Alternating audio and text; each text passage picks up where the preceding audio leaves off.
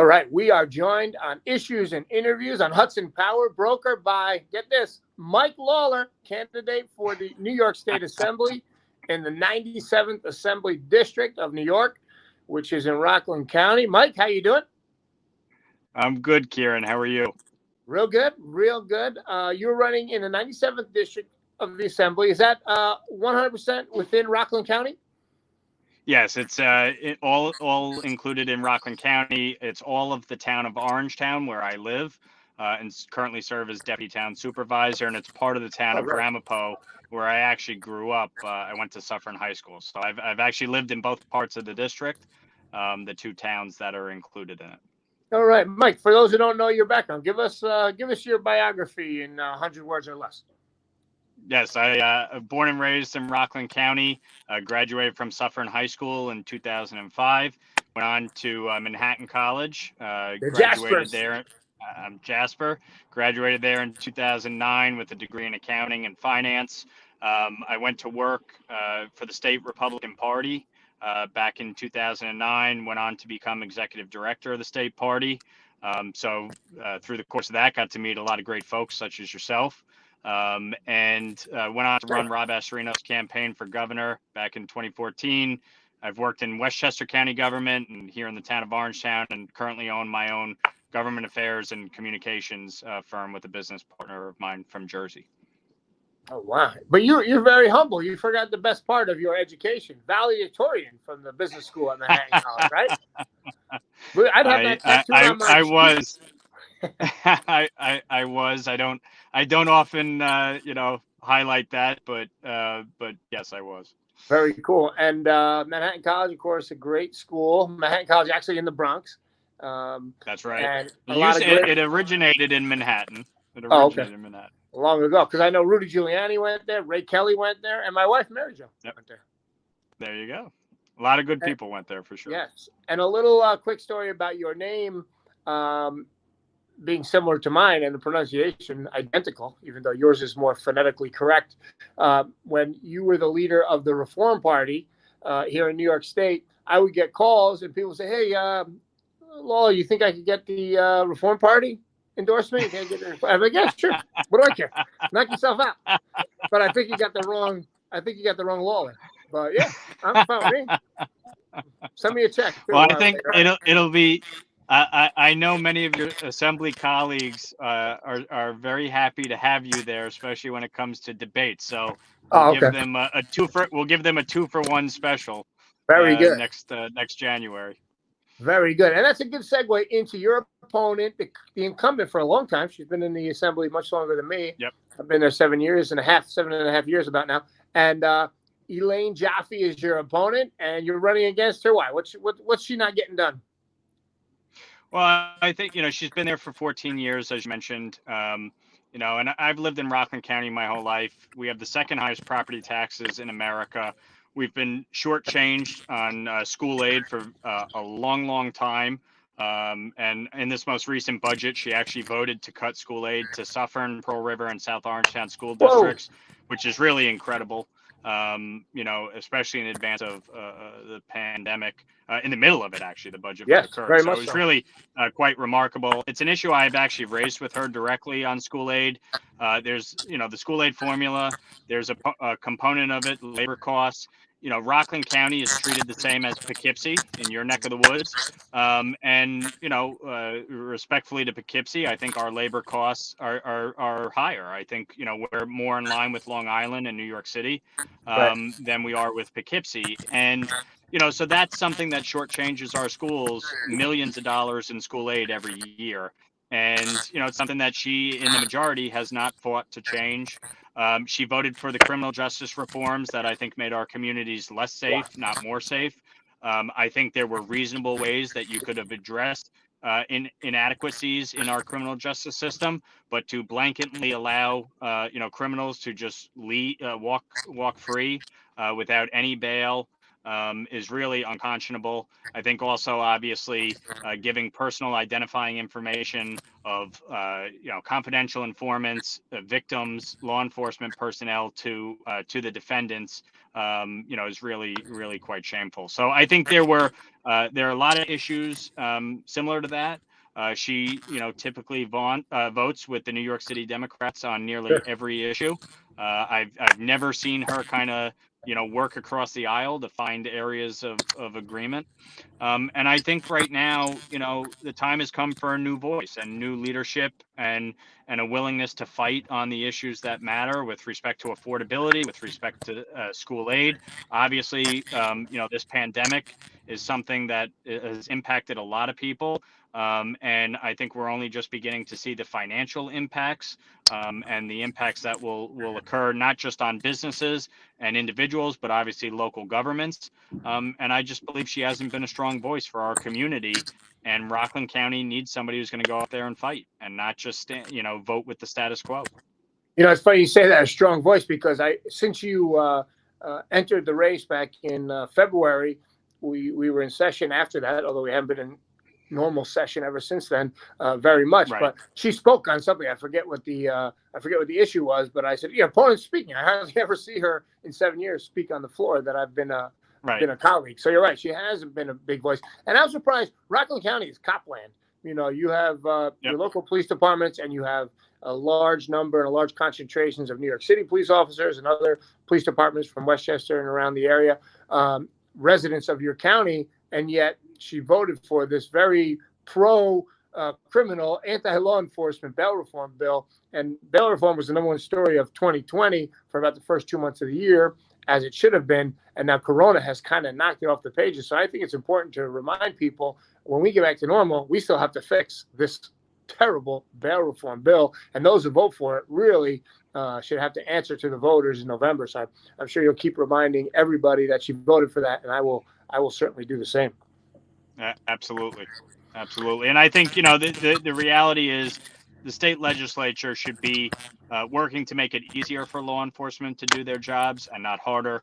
And they should be fighting to make sure that, our local municipal police forces have the resources that they need, and that we are giving that aid to the government, to the local governments, to provide for additional cops and resources. So, that's something where I think she's just totally missed the boat. And, she's made it clear for many years that, she stands with, convicted felons and those committing crimes, as opposed to standing with law enforcement. And it's something that I'm absolutely going to be a champion for law enforcement up in Albany.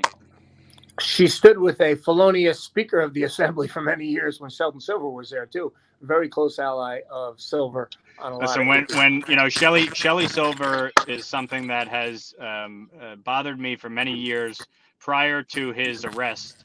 He covered up sexual assault in the state legislature for many years, used taxpayer money to silence victims. We're in the middle of the Me Too movement. And Democrats such as Ellen Jaffe stood by Shelley Silver, voted for him to remain as Speaker, even though he was using tax monies to cover up sexual assault in the New York State Assembly. And I, as executive director at the time of the state Republican Party, when that all came out, we called on Shelley Silver to resign. We called on Democrats not to vote for him for Speaker, to vote to remove him as Speaker. And they refused.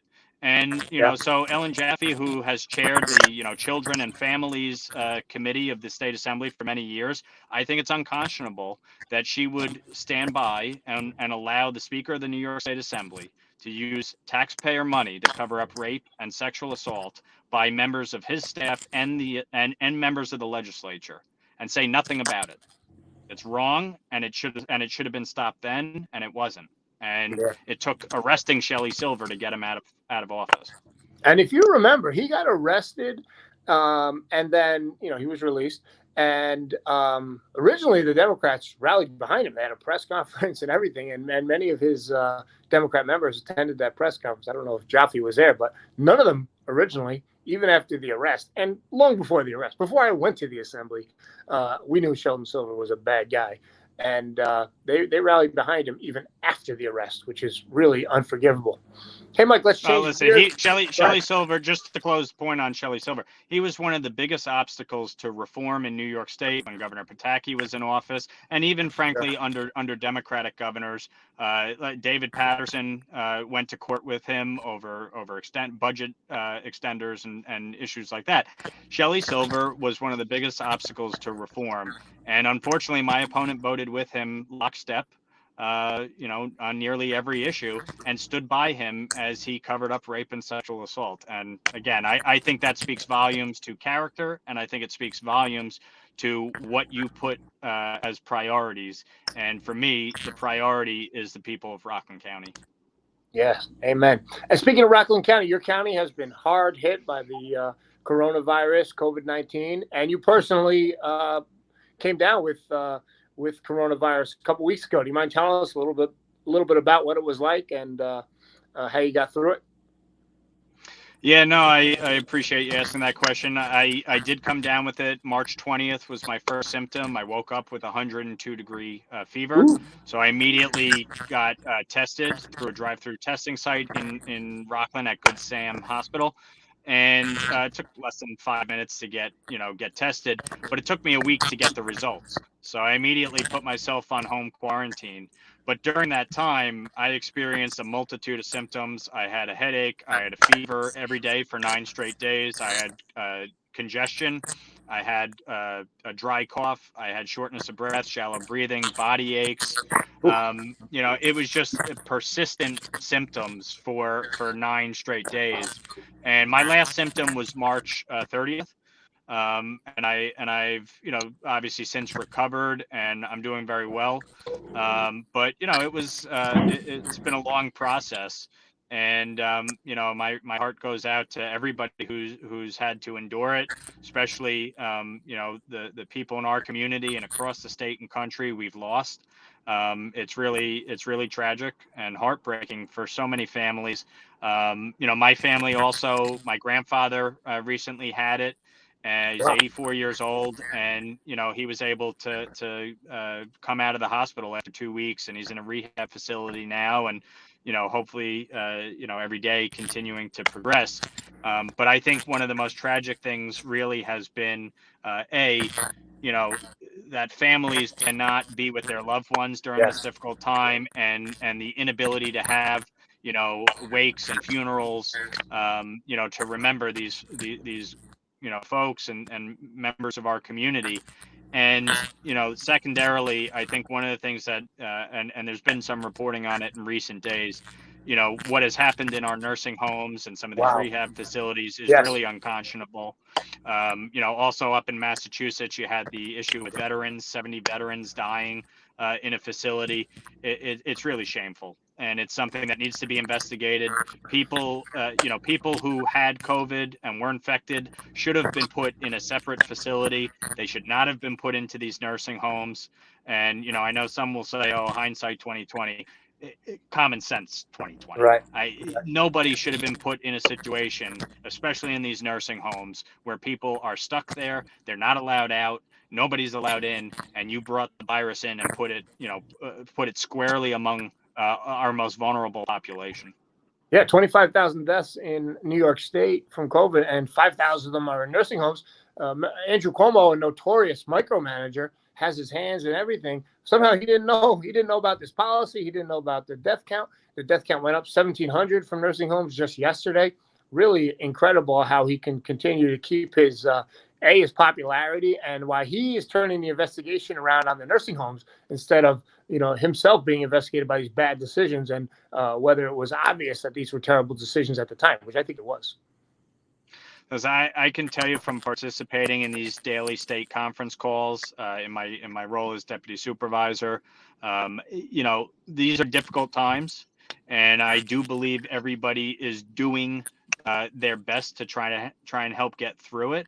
And I do think the state as a whole, a lot of the people working in state government, they've worked very hard to help the municipalities, to help local governments kind of address these issues.